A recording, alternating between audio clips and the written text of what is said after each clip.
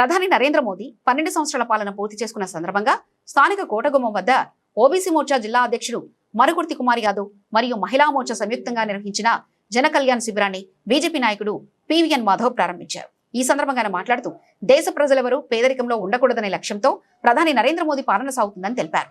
తపాలా శాఖ ద్వారా అతి తక్కువ వ్యయంతో బీమా పథకాలు అందుబాటులో ఉండడంతో పాటు అన్ని వర్గాల ప్రజలకు ప్రయోజనం చేకూర్చేలా ఇండియన్ పోస్టల్ పేమెంట్ బ్యాంకు సేవలను కూడా కేంద్ర ప్రభుత్వం అందుబాటులోకి తీసుకొచ్చిందన్నారు.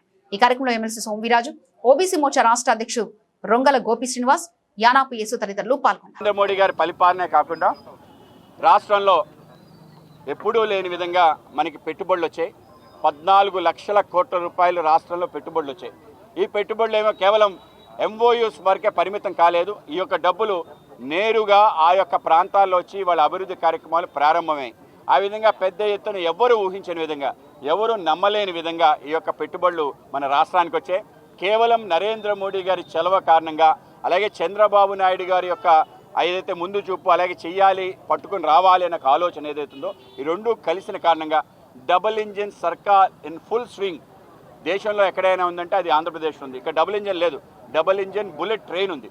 ఆ విధంగా ఈ యొక్క ట్రైన్ యొక్క వేగం ఎంత ఉందంటే ఏ రాష్ట్రానికి ఒక సంవత్సరంలో 10 లక్షల కోట్ల రూపాయలు లేదు, ఆంధ్రప్రదేశ్కి వచ్చాయి. 2 సంవత్సరాల్లో 14 లక్షల కోట్ల రూపాయలు వచ్చాయి.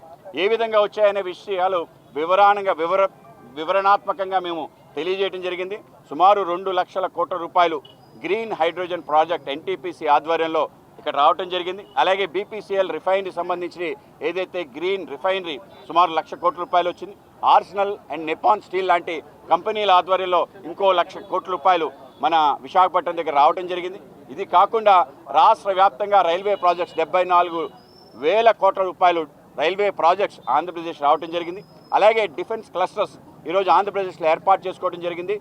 ఓర్వకల్లు ప్రాంతంలో ఒక నోడ్ ఏర్పాటు చేశారు. అలాగే కొప్పర్తేన ఇంకో నోడ్ ఏర్పాటు చేశారు. కర్నూలులో డ్రోన్ సిటీ ఏర్పాటు చేశారు. మొన్ననే ఎకీమ్ అనే ఒక కంపెనీ ఏదైతే అతి ప్రతిష్టాత్మకమైన గవర్నమెంట్ యొక్క కంపెనీ ఏదైతే ఉందో ఏరోనాటికల్ సంబంధించిన అలాగే పెద్ద కంపెనీ మనకి పుట్టపర్తి దగ్గర రావటం జరిగింది. ఫైటర్ జెట్స్ మన ఆంధ్రప్రదేశ్లో తయారవుతున్నాయనే విషయం మీకు తెలియజేస్తున్నాను. కేవలం ఇవే కాకుండా బాంబ్స్, యామినేషన్ సంబంధించిన షెల్స్ కూడా మన ప్రాంతంలో తయారవుతుంది. సుమారు డిఫెన్స్ యొక్క పెట్టుబడులు 1,74,000 కోట్ల రూపాయలు ఆంధ్రప్రదేశ్కి, అది రాయలసీమకి వచ్చిందని మీకు తెలియజేస్తున్నాను. వీటితో పాటు మన ప్రాంతానికి ఏదైతే సెమీ కండక్టర్ ఇండస్ట్రీ పెద్ద ఎత్తున మనకి రావడం జరిగింది. సెమీ కండక్టర్ ఇండస్ట్రీతో పాటు రేర్ ఎర్త్ మెటల్ కారిడార్ ఏదైతే ఉందో అది కూడా కేంద్ర ప్రభుత్వం డిక్లేర్ చేయడం జరిగింది. మొత్తం ఆంధ్ర ప్రాంతంలోనే కోస్టల్ ప్రాంతంలో కూడా ఈ యొక్క రేర్ ఎర్త్ మెటల్స్ ఎక్స్కవేషన్ చేసే పెద్ద పరిశ్రమ మనకి రాబోతుంది. వీటితో పాటు ఫుడ్ ప్రాసెసింగ్ సంబంధించిన, ఎలక్ట్రానిక్ పార్క్ సంబంధించిన, ఆటోమొబైల్ సంబంధించిన అనేక రకాల పరిశ్రమలు ఆంధ్రప్రదేశ్కి వచ్చాయి. ఈ మధ్యన ఎన్ఫీల్డ్ సంబంధించిన పరిశ్రమ ప్రారంభించడం జరిగింది. గతంలో కియా మోటార్స్ రావడం జరిగింది. దానికి సంబంధించిన యాన్సిలరీ ఇండస్ట్రీస్ వస్తున్నాయి. అలాగే అతిపెద్ద అవుట్ సైడ్ అమెరికా ఎఫ్డిఐ అంటే ఫారెన్ డైరెక్ట్ ఇన్వెస్ట్మెంట్, అమెరికా బయట జరిగిన అతిపెద్ద ఇన్వెస్ట్మెంట్ ఇండియాకి వచ్చింది. దాంట్లో ఆంధ్రప్రదేశ్కి వచ్చింది. ఆంధ్రప్రదేశ్లో విశాఖపట్నంకి వచ్చింది. గూగుల్ అనే సంస్థ సుమారు 6 గిగావాట్ సంబంధించిన డేటా సెంటర్ ఏర్పాటు చేసుకోవడం జరిగింది. తద్వారా అనేక వేల కోట్ల రూపాయలు మనకి పెట్టుబడులు రావడానికి ఒక మార్గం సుగమమైందనే విషయాన్ని మీకు తెలియజేస్తున్నాను. ఇంత పెద్ద ఎత్తున పరిశ్రమలు, ఇంత పెద్ద ఎత్తున కంపెనీలు ఆంధ్రప్రదేశ్ రావటం ఏదైతుందో అది చారిత్రాత్మకం. ఏ రాష్ట్రానికి రాని విధంగా వచ్చాయనే విషయం తెలియజేస్తున్నాను.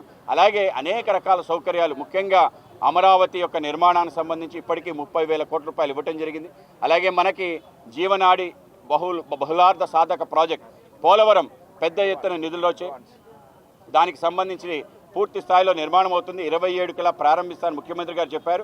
అది 100కి 100% కేంద్ర ప్రభుత్వం నిధులచే సుమారు 34,000 కోట్ల రూపాయలు ఇప్పటికీ రావటం జరిగింది. రాబో కాలంలో మరింత నిధులు వచ్చి పూర్తి సామర్థ్యంతో పోలవరం ప్రారంభం కాబోతుంది. అలాగే ఏ రాష్ట్రానికి, దేశంలో ఏ రాష్ట్రానికి లేని విధంగా ఒక రాష్ట్రానికి సంబంధించిన special railway zone, Visakha railway zone Visakhapatnam కేంద్రంగా రావటం ఏదైతుందో ఇది కూడా మిషన్ ఇంపాసిబుల్, అంటే అసాధ్యాన్ని సుసాధ్యం చేసిన వ్యక్తి నరేంద్ర మోడీ గారు. ఆ విధంగా రావటం ఇవన్నీ కూడా డబల్ ఇంజన్ సర్కార్ కారణంగా అయ్యాయి. ఒక పక్క సంక్షేమం, ఇంకో పక్కన అభివృద్ధి. అలాగే వీటన్నిటితో కలిసి ప్రజల యొక్క నమ్మకాన్ని చూరుకునే విధంగా ఇవాళ 12 ఏళ్ల పరిపాలన, 2 సంవత్సరాల రాష్ట్రంలో ఎన్డీఏ పరిపాలన ఆ విధంగా ఉందని చెప్పి ఆ విధంగా ప్రజలు ఇవాళ ఆనందంగా ఉన్నారని తెలియజేస్తున్నారు. నిజంగానే రమ్మని కోరుకుంటున్నాం. షర్మిల గారు కానీ జగన్ గారు కానీ ఒకసారి పాదయాత్ర మీరు చూడండి, ఒకసారి ఈ యొక్క డెవలప్మెంట్ ప్రాజెక్ట్స్ అన్నీ కూడా చూడండి. మీ అందరూ చూపిస్తాం మీకు కళ్ళకు కట్టినట్టు జరుగుతున్న కార్యక్రమాలు అభివృద్ధి చూడండి. వాటిలో జరుగుతున్న మంచిని నలుగురికి ప్రచారం చేసే ప్రయత్నం చేయండి. ఇవాళ పెద్ద ఎత్తున ఫ్రస్ట్రేషన్ గురి ఈ యొక్క మాటలు మాట్లాడుతున్నారు. ఇవాళ డిఎస్సి పారదర్శకంగా జరిగింది. వాటన్నిటి వివరాలు కూడా వివరించడం జరిగింది. ఏ ఏ వ్యక్తుల పేర్లు మీరు చెప్పారో ఆ వ్యక్తి పేరుతో సహా ఆయనకి ఏ విధంగా సెలెక్ట్ అయ్యారనే విషయం కూడా వివరణాత్మకంగా వివరించిన తర్వాత ఇవాళ డిఎస్ఏపై రద్దాంతం చేయడం కరెక్ట్ కాదు.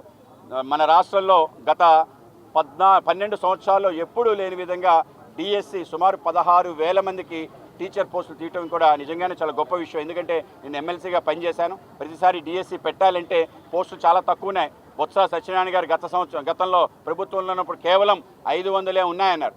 కాదు ఇంకా ఎక్కువ ఉన్నాయని చెప్పడం జరిగింది. సుమారు 10,000 పైగా ఉంది అని చెప్తే ఈ ప్రభుత్వం 16,000 మందికి ఇచ్చారు. దాని స్పెషల్ డిఎస్సి అని చెప్పి ఆర్ట్స్ క్రాఫ్ట్స్ సంబంధించిన వాటికి కూడా, అలాగే పీఈటీలు ఏవైతున్నాయో వాటికి కూడా ఈసారి ఇవ్వడం జరిగింది. మీ స్వాగతం చెప్పడం జరిగింది. ఆ యొక్క రంగాలకి ఇవ్వాలి అని చెప్పి ఆ విధంగా ఈసారి స్పెషల్ డిఎస్సి కూడా నిర్వహించారు 16,000 మందికి.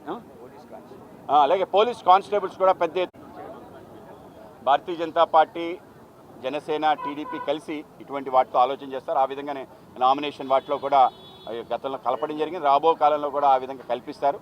మాకు గతంలో ఎమ్మెల్సీ ఒకటి ఇచ్చారు. 2 రాజ్యసభ సభ్యులు ఏవైతే ఉన్నారో పాకా సత్యనారాయణ గారు అలాగే కృష్ణయ్య గారు బీజేపీ కోటాలో వచ్చే విధంగా సహకరించారు. రాబో కాలం కూడా స్థానిక సంస్థల ఎన్నికల్లో ఈ విధంగానే ముందుకు. నమస్కారం. ఈ కార్యక్రమానికి విచ్చేసినటువంటి పత్రికా సోదరులకి, పత్రికా మిత్రులందరికీ కూడా హృదయపూర్వక ధన్యవాదాలు. ఈ కార్యక్రమం యొక్క ముఖ్య ఉద్దేశం భారతీయ జనతా పార్టీ 2014లో అధికారంలోకి వచ్చాక నరేంద్ర మోడీ గారు తీసుకున్నటువంటి నిర్ణయాలు ఎటువంటి నిర్ణయాలు తీశారనేది జగమెరిగిన సత్యం. ఆయన తీసుకున్నటువంటి నిర్ణయాల వల్ల ఈరోజు భారతదేశం ఎంత సుభిక్షంగా ఉందనే విషయం కూడా ప్రతి ఒక్కరికి తెలిసిన విషయమే. దాంట్లో భాగమే 12 సంవత్సరాల పాలన పూర్తి చేసిన సందర్భంగా ఈ భారత ప్రజలకి, ఈ భారతదేశంలో ఉన్నటువంటి 140 కోట్ల మందికి ఈ భారతదేశంలో ఏర్పడినటువంటి భారతీయ జనతా పార్టీ ఆధ్వర్యంలో ఎటువంటి సంక్షేమం అందింది, ఎటువంటి కార్యక్రమాలు జరిగాయనే ఉద్దేశంతో ఈరోజు 21 రోజులు ఈ కార్యక్రమానికి శ్రీకారం చుట్టడం జరిగింది. దాంట్లో భాగంగా కేంద్ర ప్రభుత్వం నుంచి వచ్చినటువంటి పథకాలు ప్రజలకు ఎంత చేరువుగా చేసే విధంగా ఏ రకమైన కార్యక్రమాలు చేసామనేది పోస్టల్ ఆఫీస్ ఆధ్వర్యంలో, ఓబీసీ మోర్చా ఆధ్వర్యంలో, మహిళా మోర్చా ఆధ్వర్యంలో ఈ కార్యక్రమానికి శ్రీకారం చుట్టడం జరిగింది.